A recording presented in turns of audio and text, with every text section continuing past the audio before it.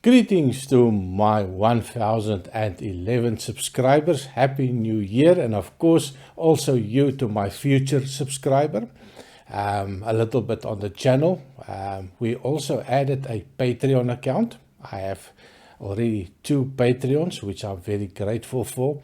And of course the money that I receive via the Patreon account will go directly towards children in South Africa. Currently we are looking at 75 children, 85 families. Quite an expensive endeavor, but of course with the help of family and friends, and of course you, my subscriber and my future Patreon, I think we can make it quite a successful venture.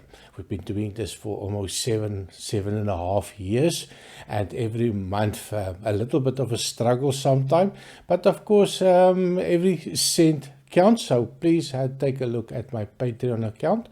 I will put a link in the description if you feel you want to contribute towards children in South Africa, and specifically my home city of Port Elizabeth. So that over. Tonight we are looking at a Jura, and of course this is not a full bottle. I did the Jura, the first Jura ever, the Jura Verby.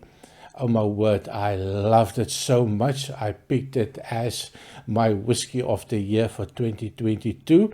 It is absolutely a sherry monster, in particular a Pedro Ximénez sherry monster, bottled at 46% ABV.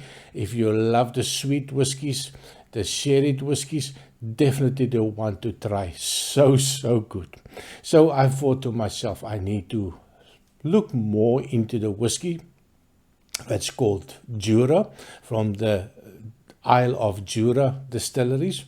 So I was quite intrigued, so I went online to my favorite online store, and of course they have this good option of try it before you buy it. So you buy sample bottles, not really expensive, ranging from, I think the cheapest will be like €4.50, but then it can go up to something stupid, 5.25 odd euro. But of course the whiskey is also going to be very expensive. So this one, I think I paid about €4.50 for this sample bottle, and this is what it looks like. They come no information, they just give you a number, and they give you a page with a link to what exactly is represented in that number. So I love this idea of buying something just to taste it, especially if I just want to do a quick review on a whiskey to see if I like it. I also bought some whiskies that I did try it, and I thought to myself, and that's something that I'm not even going to do a video on, because it was really not a nice whiskey. And of course it is €4.50, €7.50 down the drain. And of course it is not, I'm sitting with a bottle that I'm not going to be interested. So tonight a little bit of a strange one. It's called the Jura Elixir or Elixir. Not so sure how to pronounce it. And it is a 12-year-old. Very difficult to find information on it. So I really did a little bit of digging, because I don't have the bottle to read what's on the label. And it seems that even on the website they don't even mention this whiskey. So I did a little bit of digging, and what I did find, and I will read what I found on the internet. It says the Jura Elixir exclusive to the Sainsbury's supermarket chain. So that makes sense that you could not find it on their website. But it would have been nice if they did mention it on their website as well, to get more first-hand experience or first-hand information from them. It is matured in ex-American white oak and ex-sherry cask. So not a lot of information, bottled at 46% ABV, and the price that they had here when it came out was £16 for the bottle. Now it's not so cheap anymore. You can look at a little bit higher price, maybe 30 to 40 euros for a bottle. And of course, it's up to our nose and our taste buds to decide if we are willing to pay this amount for a 12-year-old. So, onto the whiskey. The Elixir 12-year-old Jura. Color-wise, no idea if I add color. The presumption, I'm not going to even go there. Maybe somebody knows, put it in a comment if I do add some color to it. And of course, non-chill filtered. Most probably it is 46% ABV, so right there in the territory that chill filtration is not necessary. So, on the nose, cheers. Wow, it is really nice. Now, it did take a little bit of time to open up. I poured it maybe 15 minutes ago. There was a little bit of a undertone, dead, not much happening. And within that 15 minutes time, it really opens up to a lovely sweetness. There's a little bit of a overripe peach note coming out. So quite a fruity one. A little bit of a vanilla note also peeking out. Now it is also matured in sherry, but it's not that deep, dark, rich sherry notes. Not a lot of a raisin sweetness for me. So it's a lovely peachy note coming out. A hint of a chocolate note, but a very light chocolate. Even at 46% ABV, it's not a strong one. It's not that ethanol. For 12-year-old, I'm quite surprised. I don't get a lot of that ethanol notes. There's also a little bit of a kiwi fruit coming out.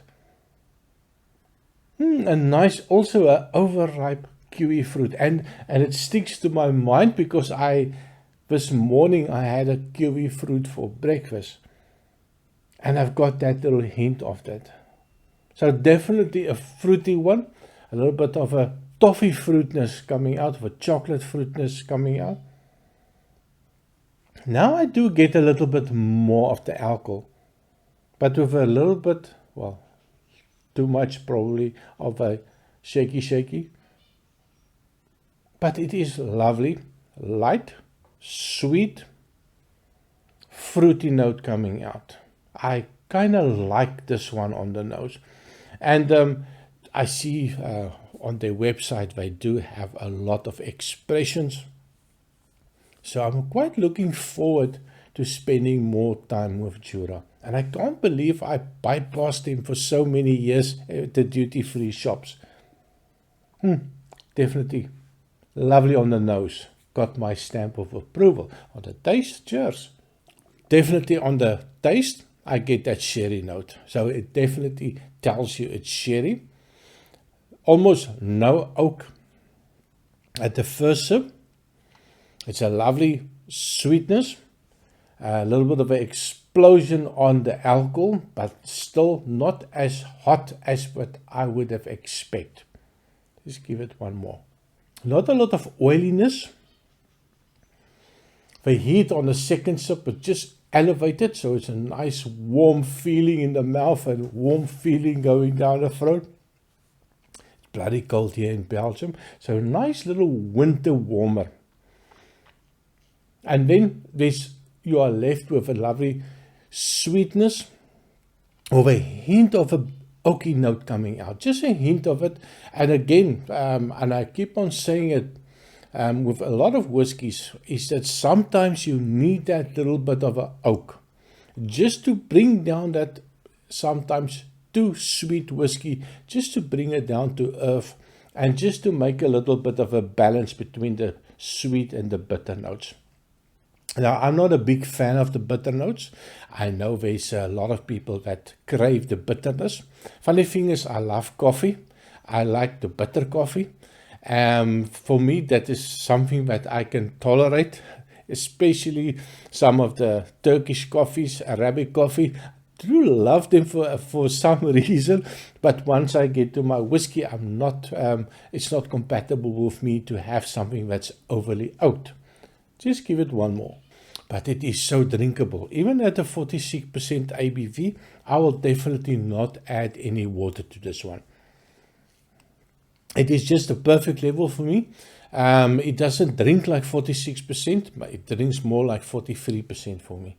So, or maybe I'm just getting numb to all the whiskies that I've been drinking in the last 2 years. A little bit of an oak note and a little bit of a dusty note, like a oak sawdust note also coming out. Lovely, fruity, sweet, sherry, not a monster, but just a nice level of all the components to me. Not overly complex. Of course, I'm not sure how this ended up at my store. if it was a supermarket exclusive. So maybe I'm not going to speculate, but I can tell you, if you can find this one, a nice little starter whiskey, nothing complex, buy it, drink it, pour it, don't think about it, but I do like it. What do you think of this one? Have you tried it? Is it something that you've actually seen in the shop? Let me know in the comments. And of course, remember the Patreon account if you want to help the children in South Africa. So thank you very much for watching, and I see you next time. Cheers.